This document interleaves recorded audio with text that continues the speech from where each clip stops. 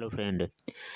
आज हम समान विज्ञान की सीरीज में ध्वनि तरंगों का वर्गीकरण और ध्वनि की चाल और गुण से संबंधित प्रश्न का कंप्लीट अध्ययन करेंगे, जहां से बार बार कंपटीशन एग्जाम में प्रश्न पूछे जाते हैं।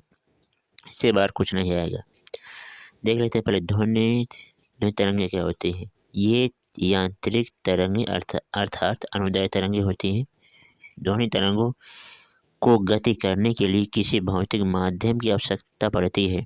यह ठोस, द्रव, गैस तीनों माध्यमों में चल सकती है।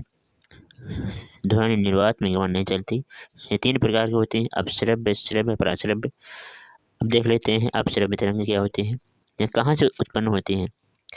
भूकंप के समय पृथ्वी के कंपन, ज्वालामुखी, भूस्खलन, उल्कापिंड, इसकी आवृत्ति 20 हर्ट्ज से कम होती है। कौन कौन सुन सकता है? गैंडा, दरिया, घोड़ा, हाथी, व्हेल, कबूतर। इसे मनुष्य के कान सुन नहीं सकते। अगले देख लेते हैं श्रव्य तरंगें उत्पन्न कहाँ से होती है। मनुष्य, जानवर, बांसुरी, शहनाई, ढोल। इसकी जो आवृत्ति होती है 20 से 20,000 हर्ट्ज तक। इसको कौन सुन सकता है? इसको मानव ही सुन सकता है। अगले देख लेते हैं पराश्रव्य तरंगें। इन उत्पन्न कहाँ से होती हैं। इन तरंगों को गाल्टन की सीटी के द्वारा तथा दाब विद्युत प्रभाव की विधि द्वारा क्वार्ट्ज के क्रिस्टल के कंपनों से उत्पन्न करते हैं। इसकी आवृत्ति 20,000 हर्ट्ज से अधिक होती है। इसको कौन सुन सकता है? बंदर, डॉल्फिन, मछली, चमगादड़। इसलिए चमगादड़ रात्रि में आराम से भोजन ढूंढ पाता है और शिकार कर पाते हैं। इसके उपयोग के विषय जान लेते हैं। संकेत भेजने में, समुद्र की गहराई का पता लगाने में, कीमती कपड़ों, वायुयान, गाड़ियों के पुर्जों को साफ करने में, कल कारखानों की चिमनियों में काली हटाने में, दूध के अंदर के हानिकारक जीवाणु को नष्ट करने में, गठिया रोग के उपचार एवं मस्तिष्क का ट्यूमर का पता लगाने काम आता है। पराश्रव्य तरंगों की अनेक प्रयोग होते हैं। अब देख लेते हैं ध्वनि की चाल। ध्वनि की चाल ताप पर निर्भर करती है, यानी कि 1 डिग्री सेंटीग्रेड का ताप बढ़ाने पर 0.61 मीटर प्रति सेकेंड का वेग बढ़ जाता है। आर्द्रता पर ध्वनि की चाल बढ़ जाती है। घनत्व पर देखते हैं। घनत्व का मान यदि कम है तो ध्वनि का वेग ज़्यादा होगा। यदि घनत्व का मान ज़्यादा है तो ध्वनि का वेग कम होता है। दाब पर कोई प्रभाव नहीं पड़ता। निर्वात में कोई ध्वनि चल ही नहीं सकती, इसलिए कोई फर्क नहीं पड़ने वाला। अब देख लेते हैं अगला।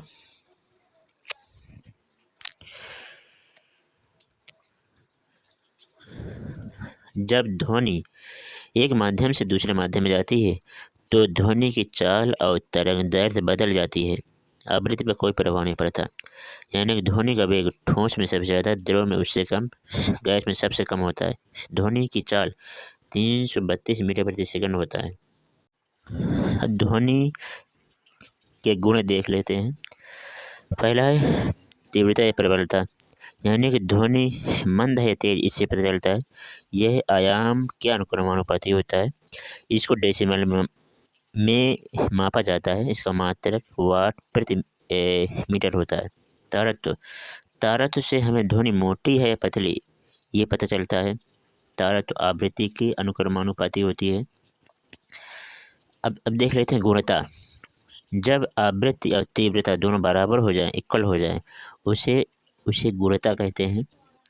आगे देखते हैं साधारण बातचीत, यानी 30 से 40 डेसिबल के बराबर होता है। मानव के लिए उपयुक्त यानी 45 डेसिबल को WHO ने स्वीकार किया है।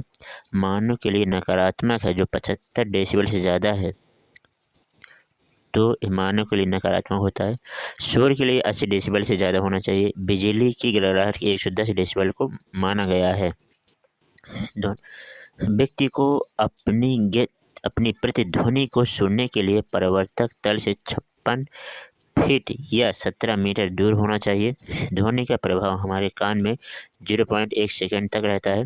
किसी हॉल में अनुकरण काल 0.8 सेकंड से अधिक है तो भाषण स्पष्ट रूप से सुनाई नहीं देगा हमें। डॉपलर प्रभाव किसी ध्वनि स्रोत की आवृत्ति में होने वाले उतार चढ़ाव को डॉपलर प्रभाव कहते हैं। नज़दीक आती रेलगाड़ी की सीटी को आवाज़ बढ़ती जाती है जबकि दूर जाने पर घटती जाती है। यह डॉपलर प्रभाव के कारण ही संपन्न होता है। देख लेते हैं अनुनाद ध्वनि से क्या संबंध है।